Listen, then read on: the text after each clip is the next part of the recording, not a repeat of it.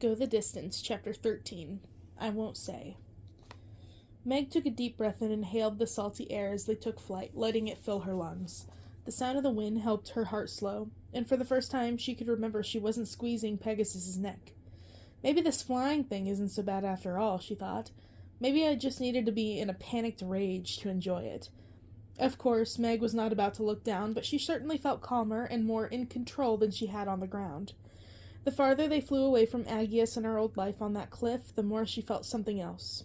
Freedom. With Pegasus, she could go anywhere her heart desired, and no one would follow. Meg felt a primal roar rise up from inside her. "Yes!" she shouted into the clouds. Peg neighed nervously.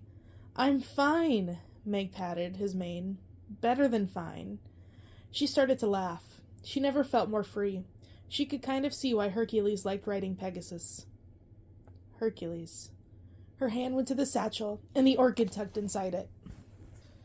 It would be nice to hear his voice right about now, she thought. He is so much better at tapping into emotions than I am. Maybe he'd know how to handle the conversations she still had to finish with Aegeus. "Peg, can you find somewhere Phil and Aegeus can't find us?" The horse neighed again. "Not for good," she clarified. "Just so I can take a breath.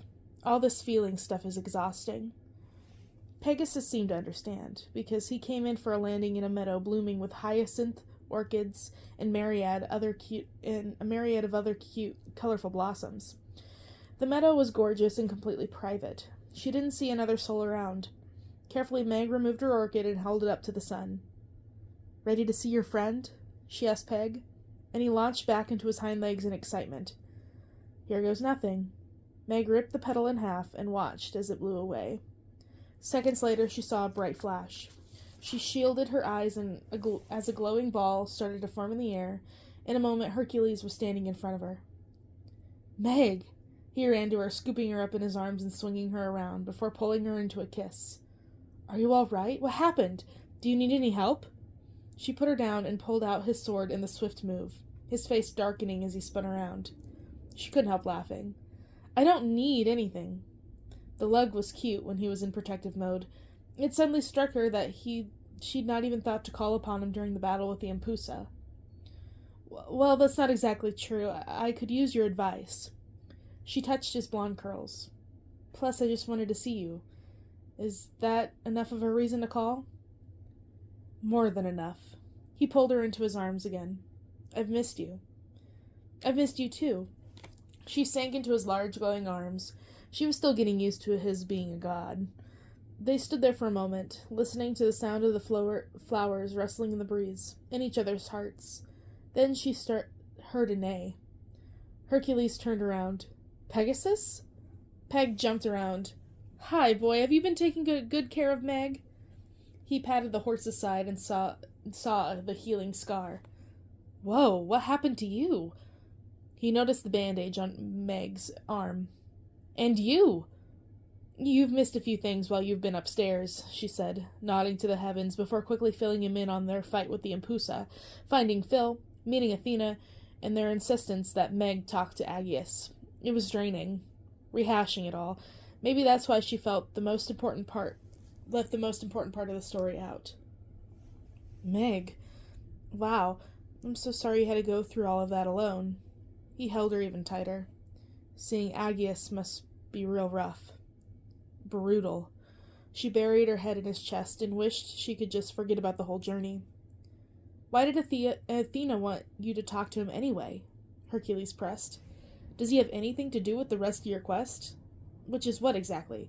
You never said what Athena told you my mother wants you to do now that you've found Athena's flute." Meg sighed. There was no prolonging the inevitable. "You might want to take a seat for the next part." She patted the lush grass beneath their feet, and Hercules looked worried as he settled in next to her. Meg sat up straighter. She wanted to appear strong. She was strong. Still, her lower lip trembled. "I'm supposed to retrieve a soul from the underworld. The soul of Aegeus's wife, Katerina, to be exact." Hercules jumped up. "Meg, no, she can't make you go back there." He tumbled over his own words. Hades won't let you go again. It's impossible. And to save your former flame's new wife? That's mad." Meg felt her heart warm. He really was something. Immediately taking her side, not showing a shred of jealousy, even when they were talking about her ex. Then Hercules started to stride away. I need to talk to my mother. No! Meg grabbed his hand and pulled him back down. You know you can't do that. This deal is between me and her, and besides, I'm not telling you all this so you can try to sweet-talk her on my behalf. I think I just needed to hear myself say that plan out loud. She snuck a glance at him. It's as bad as it sounds, though, isn't it? Hercules didn't speak right away. Well, it's not easy, but this is you we're talking about. You can do anything you set your mind to. I'll help you any way I can, just say the word. This is why she liked the boy. God. She squeezed his hand. Thanks. He leaned in and kissed her softly. So what's your next move? He asked, his lips still close to hers. Did you talk to Aggius about Katerina? Maybe he could tell you a bit about her, and that would be helpful in tracking her down in the underworld. It's kind of a large price. Oh, I remember. She plucked a poppy growing near their feet. I tried to talk to Aggius, but our conversation didn't go well. She looked at Hercules. I kind of bit his head off. Hercules' eyes widened. I know, you don't have to say it. I need his help. But just seeing his stupid face again got me so fired up. You don't know what it's like to stand in front of someone you thought you loved who betrayed you. Her voice died out, and they looked at one another. Hercules couldn't help a small smirk. Her cheeks began to burn. Okay, I'm going to eat my own words now. It was just hard, okay? She ripped the poppy into pieces that blew away in the wind. Of course it was, he said gently. But you still have to face him if you want to learn about Katerina, and who knows, maybe he'll surprise you. He touched her hand. People can do that, you know. Wonder Boy really was too good for this world. True, but I'm not holding out hope for Aggius. I was gone one measly week when he recovered from his illness, met Katerina, and completely forgot I existed. A week? How was that possible? Hercules plucked a new poppy and held it out to her. I can't imagine anyone forgetting someone like you, especially not in a week. You should see him now, she grumbled. He's married with a kid and everything. She looked at him. Not that I want these things with him, of course. It's just sort of, well, stings. But Hercules seemed distracted. A week, he whispered to himself, shaking his head. It doesn't make sense. Meg looked at him. I'm not defending the guy or anything, but a week? Meg, are you sure? Yes. She took her anger out on the flower again, ripping apart its petals as well. Hades showed me them together 7 days after I got to the underworld.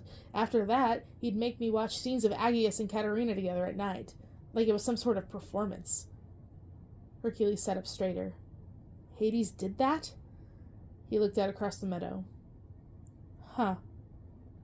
She sat up taller, too. What do you mean, huh? I just mean you believe him? It's Hades, after all, and he is the god of the underworld. He's played some pretty dirty tricks on both of us. What if he was lying? Lying? Meg dropped the flower stem. But he showed me them getting close, falling for one another, and they did end up getting married. Hercules nodded. I'm not saying they didn't end up together, but Hades has his ways of distorting the truth. If you had to pick one person to trust, would it be him or Aggius? Neither, Meg said, but she knew he was right. She hadn't even really questioned the tricky god of the underworld. She threw herself back on the grass and looked up at the clouds in the sky and groaned. My gods, now I don't know what to think. Also, I'm pretty much just ripped Aggius' head off. Like, clear off, as if he were Medusa and I had a sharp blade. Hercules lay down next to her. I'm just saying, give Aggius a chance to explain, like I gave you. He squeezed her hand and she laughed. Okay, yes, you've made your point. I'll talk to Aggius again. She ruffled his hair. Thanks for the pep talk. This is why I keep you around, she teased. He leaned his chin on her hand. I'm glad you do. And just think, when you finish this quest, we get to be together for eternity. Meg's smile fell slightly. There was that word again. Eternity. That was a long time, but she reminded herself that there was still a quest and a week left before she had to think about it. One thing at a time. I'm glad you're here. Me too. He kissed her again. I know this task isn't as fun as mine was, beating up monsters and all that, but my mother must trust you if she gave you a quest as major as this one. There's a reason she wants you to save Katerina. The gods don't tell us everything. Or at least that's why they're telling me in my Olympus training classes. He rolled his eyes. There are so many do's and don'ts and rules to this god thing, I had no idea. Meg put a hand to his lips. Wait, back up. What did you say about a reason? You mean the gods must have have their reason part? Hercules repeated. Yes. Meg tapped her chin. They must need Katerina for something. Do you know why? He hesitated. You do know. She waved a finger at him. Tell me. All I know is what I overheard my mother telling Athena, Hercules admitted. They mentioned the name Katerina the other day after you left. It sounds like she's important, but I'm not sure why. All I know is that father feels guilty about her death. I don't think they intended for it to happen. Mother said something about a flood. Meg thought for a moment. Flood, huh? Gods know Greece has got a lot of those. Maybe that's how you handle helping Aegeus's wife, he suggested. Keep thinking about how she wasn't meant to die. True. Meg ran a hand through her red hair and thought of that wailing baby. She was so young to be without her mother, even younger than Meg was when she had lost hers. She closed her eyes and let the sun warm her face, then opened her eyes to look at him for as long as she could. A field of hyacinths swayed behind him. I wish I could live here in the meadow. It's gorgeous. Yeah, it is, Hercules agreed. That's Persephone's handiwork, he explained. She's the god of vegetation. Demeter's daughter, right? Meg said. I heard Demeter talking while I was in Olympus. Something about not knowing where the girl had run off to. Hercules nodded. Yeah, Demeter keeps appealing to my father to find her. No one has seen her in months, and harvest will be coming before long. He touched one of the hyacinths with his finger. Every flower has its season. Suddenly Meg heard this distinctive chime of bells. She looked at Hercules. He smiled sheepishly. They're ringing for me upstairs. Poof! Hermes popped in front of him, carrying a clipboard and a writing utensil. He stared at Hercules over the top of his glasses, and his winged hat fluttered fast. Hercules, your father wants you home immediately. Helios is threatening to walk off the job and refuse to race his chariot across the sky tomorrow. Something about lack of vacation time. Zeus wants you here to facilitate the argument. Okay, I'm coming. Just let me say goodbye to Meg. Wonder Boy turned down to look at her. Are you okay getting back on your own? Of course, she said, sitting up and wrapping her arms around him one more time. I should get back, too. Hercules leaned in for one more kiss as his whole body started to waver. Be safe, Meg. I love... He disappeared before he could finish the sentence.